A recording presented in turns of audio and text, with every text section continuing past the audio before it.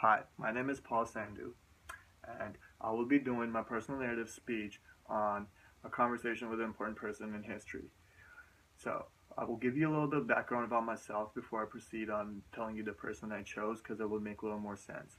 So, to begin with, as you all know, I'm an accounting and finance major with a minor in economics.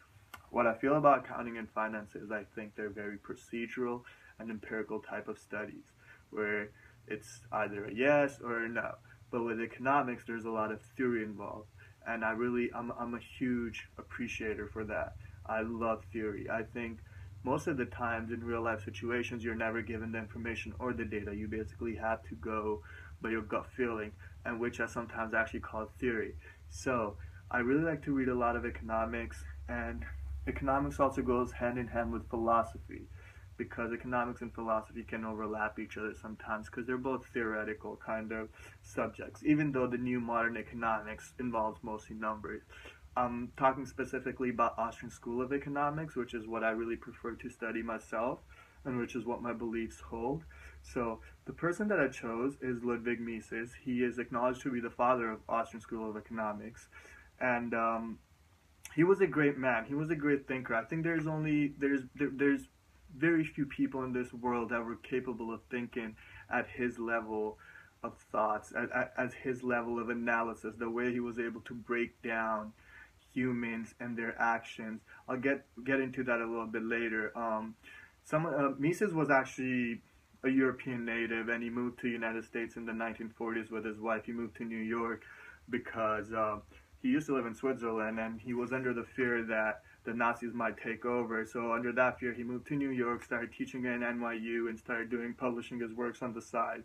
Some of his most prominent works include Human Action, Liberty and Property, Bureaucracy, Theory of Money and Credit, and these are huge works if you ask any economist, but his biggest work is obviously Human Action.